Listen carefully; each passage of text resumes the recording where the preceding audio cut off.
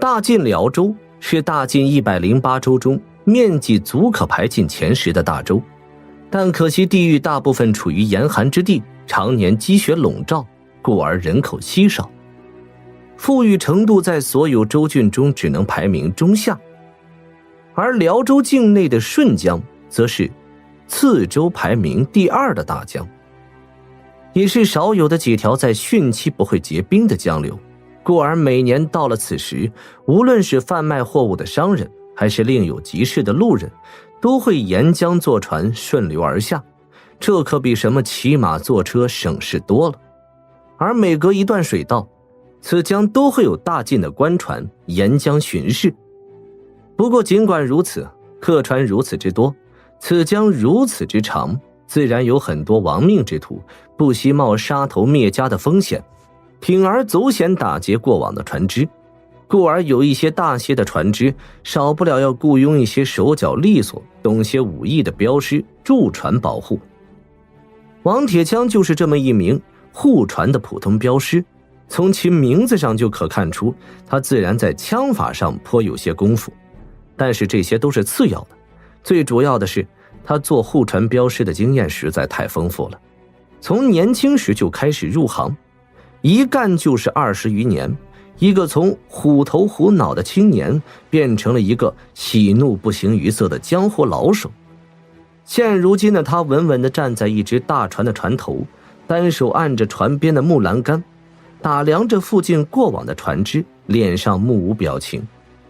此次随船而行对他来说只是一个普通的护送，唯一有些特殊就是据说船主人是某一官府要员的家眷，颇有些来历的样子。一般来说，这些办官船性质的船只，就是那些江匪也不愿意招惹，算是较轻松的一种护送。而此行也像料想的那样，大船走了一半的路程，一帆风顺，毫无波澜。现在他正在思量着，这次的船主人也大方得很，给的银子看样子足可以给家中妻儿买上几匹好布，做上几件好衣裳。想到这些，王铁枪脑中不禁浮现出了7、8岁幼子的模样，嘴角不禁展露出了一丝微笑。但就在这时，突然大船一侧传来了女子的惊讶叫声：“快来看，这里有一个好大的冰块，里面好像还有人呢！”王铁枪一听这话，微微一怔，听声音好像是船上那名叫黄英的小丫鬟的叫声。但顺江在其他时候或许会在江面结冰，但是在汛期绝对不会有冰块，更何况今日的天气。王铁枪忍不住看了一下天空，只见火红的太阳正当中，即使身上只穿一件薄薄的皮袄，估计也会微微发热，有些想出汗的样子，更何况是冰中竟然还有人。即使走江湖多年，如此稀奇的事情还是头一次听说。伸手摸了摸背后背着的2杆镔铁双枪，鬼使神差的抬腿向声音发声处走去。一走到大船的一侧，他一眼就看到了那里聚集着7、8个人，有男有女，有丫鬟、男仆、船工，正簇成一团，对着河中某样东西指指点点，口中称奇不已。目光略一偏斜，果然在船侧4、5丈远的东面，有个白乎乎的东西在河面上一飘一浮，非常的惹眼。凝神细望之下，果然是一块晶莹剔透的冰块，里面还真有一道人影困在其中。奇怪了，难道是以前有什么人掉到河中，现如今在化冰中从水底浮上来了？王铁枪不禁露出了迟疑之色，喃喃自语：“王兄，出了何事啊？”“哦，高兄弟，你也来了。”没有回头，王铁枪就知道背后来的是他多年的老搭档，一名修炼了几年硬功夫，并且拳脚功夫也小有名气的镖师。“哦，冰中还真有人呢，这可是稀罕之事啊！”一名络腮胡子的大汉漫不经心地走到了旁边，啧啧称奇：“哦，一个死人，就算再奇怪也无所谓。”“这倒也是，死人最起码不可能来劫船的。大汉摸了摸粗硬的胡子，嘿嘿一笑：你们吵嚷什么呢？不知道夫人刚安息了吗？一名儒生打扮的中年人走出了船舱，见到这种情形，脸色微沉，对那些丫鬟仆从训斥道：这位是周师爷，据说是那位官家大员的心腹之人，正是他雇佣的王铁枪二人，并和那些官眷一起上船同行。师爷，河里……那名叫黄英的小丫头有些怯生生地伸出白嫩的手指，指了指河面。周师爷见到王铁枪二人也站在此处，原本就有些奇怪，见小丫头如此一说，不禁看了一眼过去，结果见到那冰块和冰中的人影，自然是满脸诧异之色，但随即眉头一皱：只是个死人罢了，多看也无益，都散去做事去吧。难道非要我去叫王管家来吗？一听王管家三个字，这些丫鬟仆人立刻脸色一变，马上一哄而散，剩下的2、3名船员也偷偷摸摸地溜走了。这王铁枪和大汉互望了一眼，觉得待在这里也不太好，就要一同走开，但是叫高大风的大汉在临迈动脚步前，禁不住再看了一眼河面，却顿时身形一滞，口中发出了一声惊呼：怎么可能？这个人还活着？一听此话，王铁枪和周师爷均是吓了一跳，同样看去却并未发现有什么异常，但那人影仍在冰中一动不动的样子。儒生用怀疑的目光看了大汉一眼：不会有错，冰中那人刚才动了下眼皮，我真的看到了。高兄弟不会骗我们的，看来那人真的是未死。王铁枪毫不犹豫选择相信同伴。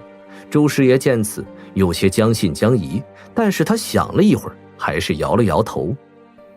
就算那人真未死，也不关我等之事，不用给夫人小姐惹什么麻烦。其他的船只既然未曾多事，我们也无需过问的。王铁枪听了这话，心中并未有气愤和不平，那冰中之人看起来实在有些诡异，不让其上船正中他的心意。毕竟久跑江湖，他对这些怪异之事可是提防的远比一般人强多了。倒是高大风面上露出了一丝踌躇：周师爷且慢，救人一命胜造7级浮屠，而家母也一向以慈悲为怀，这人既然未死，就先救上来再说吧。一个甜甜的声音从船舱中传出，接着走出了一个身着锦衫的秀丽少女，其背后跟着刚刚离去的丫鬟黄英，此刻正低眉顺眼跟在后面，看来正是她告诉了此女：二小姐，这不太好吧？让一个陌生人上船。周师爷一见此女，恭敬地施了一礼，但脸上迟疑之色显露：没什么不好的，这个人既然在冰中大难未死，还遇见我们，也算是我们家的功德。反正船上空房甚多，安排一下就是了。难道我们这么多人，还怕他一个垂死之人不成？此女虽然说话轻声细语，但是眉宇间却现出了不容置疑的神色。好吧，既然小姐如此吩咐了，那我这就叫人下去救人。周师爷略微思量了一下，只好抱拳答应。锦衫少女微微一笑，也不再说什么，带着小丫鬟走回了客房，而周师爷却望着船舱，眉头紧锁。两位也听到了，这人看来还真要救下了。不过这块冰如此巨大，恐怕还要麻烦二位一趟了。没关系，在下别的没有，一把子力气还是有的。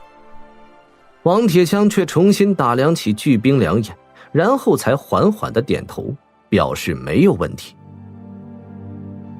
不知在黑暗中待了多久，一阵头痛欲裂让韩立从昏昏沉沉中苏醒过来，但他尚未睁眼，耳中就先听到了稚嫩的少女声音：老夫子，这人到底什么时候能醒来呀？都已经2天2夜了，真的没事吗？小姐可还一直等着我回话呢。哼，你这小丫头知道什么？老夫只是略懂医道而已，怎可知她什么时候会醒来？但此人病症着实古怪，明明脸色苍白吓人，失血过多，但把过脉后偏偏脉象强劲异常，似乎比普通人的身体都强壮，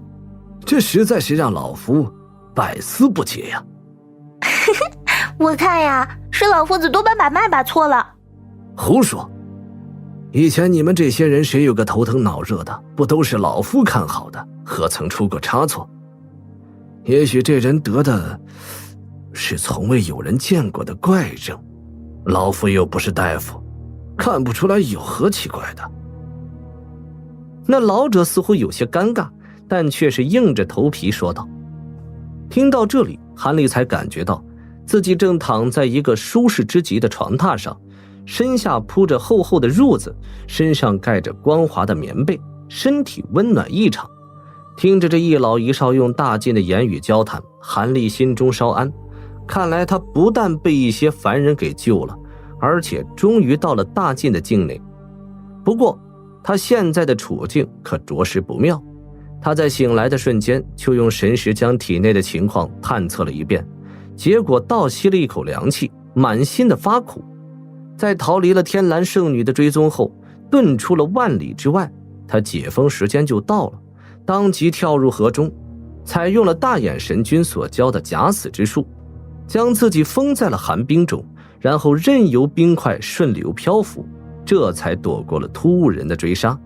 但现在的身体状况实在是糟糕透顶，甚至比他预料的情况还要坏上3分。不但因为血影盾过度使用让他浑身精血大失，身体虚弱无比，而且真元的亏损更是严重异常，让其修为再次狂跌数层，竟然掉到了炼气期的水准。如此一来，不经过5、6年的好生修养，真别想再恢复当初的修为。韩立暗叹了口气，忽然又想起了什么，急忙查看自己体内的众飞剑，结果在一口飞剑中找到了元神同样虚弱之极的沉沉昏迷的银月，这才心中微松了一口气。